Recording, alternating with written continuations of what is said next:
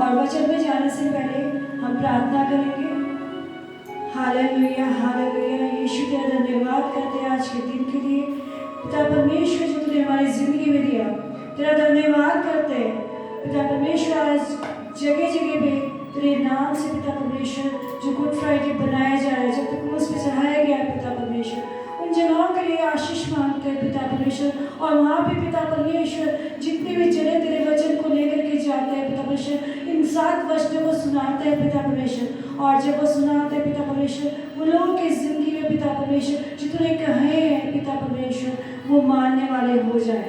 तेरा धन्यवाद करते इन 7 वचनों के लिए पिता परमेश्वर। जैसे प्रार्थना करते हैं जो भी वचन पिता परमेश्वर आगे दिए जाते हैं पिता परमेश्वर, उस पर पिता परमेश्वर तू अपनी मर्जी के अनुसार पिता परमेश्वर लोगों को बुलवाना। तेरा धन्यवाद करते, सारा आदर में बात छोड़ दे, तेरे बस नीचे पवित्र नाम में मांगते हैं, आमीन आमीन।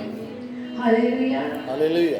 यीशु का धन्यवाद करते हैं कि आज ये वचन, तीसरा वचन मुझे दिया गया है, उसके परमेश्वर का धन्यवाद है। यीशु का धन्यवाद करते हैं। 2 वचनों में हमने, पहले वचन में हमने देखा कि क्षमा के बारे में, और दूसरे वचन में हमने देखा विश्वास के बारे में।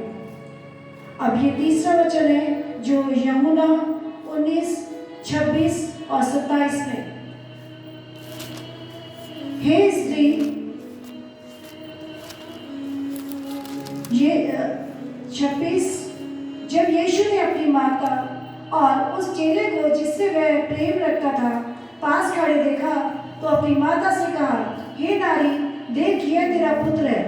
तब उसने चेले से कहा, यह मेरी माता है, और उसी समय से वह चेला उसे अपने घर ले गया। आमीन आमीन। इस वचन में हम देखते हैं कि यीशु मसीह कितने दुख में है, क्रूस पे चढ़ाया गया है, मगर फिर भी उसको अपने माता की चिंता है, और वो अपनी माता को उसकी जिम्मेवारी देता है अपने चेले को। इस वचन में हम 2 चीजें सीखते हैं, एक तो चिंता बताई जा रही है, और दूसरा आज्ञा।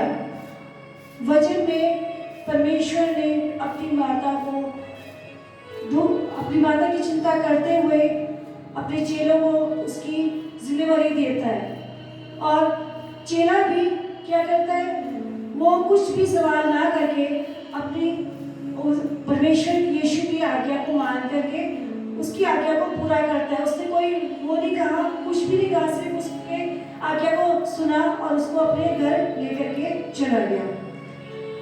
अब इसमें परमेश्वर की, यीशु मसीह अपनी आज्ञा जो उसने परमेश्वर से मांगी थी, कि निर्गमन में जब हम देखते हैं हमारे जो 10 आज्ञा है, उसमें हम एक 5वां वचन है, तो अपने माता पिता का आदर करना।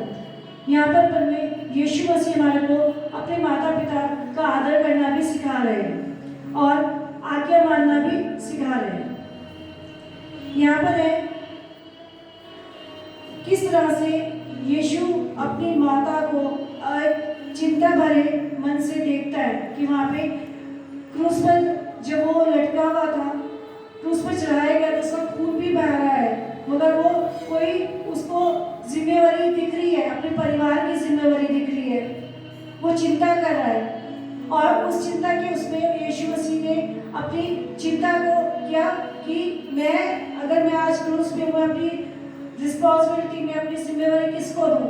उसने किसी को नहीं देकर के अपने एक चेले को, जो उसकी माता मरियम के पास था, खड़ा था, उसको चेले को अपनी जिम्मेदारी दी। और उसने हमें ये बताया गया है कि उस चेले ने भी हमारे को कुछ नहीं पूछा है, उस चेले से भी हमारे को शिक्षा मिलती है कि उसने भी कुछ नहीं पूछा कि मैं इस माता को क्यों लेकर के जाऊँ, मैं तेरी जिम्मेदारी क्यों उठाऊँ, और क्या किया, परमेश्वर की आज्ञा को मान लिया। हमारे विश्वासियों के जीवन में भी ऐसी बातें होती हैं, हमारे जीवनों में भी है कि हम अपनी जिम्मेदारी उठाते हैं, माता पिता की भी, और आज्ञा पालन भी करते हैं। हम अपने, जब हमारे को दास दिया गया है, हम उसकी आज्ञा का पालन कितना करते हैं, अगर हम अपने जीवनों से पूछिए तो। और हम अपने माता पिता की आज्ञा का भी कितना पालन करते हैं। और इसमें हम ये देखते हैं कि एक देखभाल का भी बताया गया है कि किस तरह से देखभाल के लिए परमेश्वर यीशु मसीह ने चेले को चुन लिया। और यहाँ पे देखा गया है कि एक मानवीय रिश्ता भी परमेश्वर यीशु मसीह ने अच्छी तरीके से निभाया और अपनी उस जिम्मेवारी को भी अच्छी तरीके से निभाया जो उसको दी गई थी संसार में। संसार के लोगों के लिए भी वो पापा के लिए सूली पे चढ़ गया।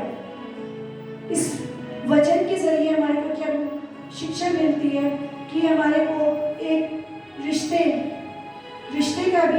रिश्तों की भी चिंता करनी है और मानवता की भी चिंता करनी है।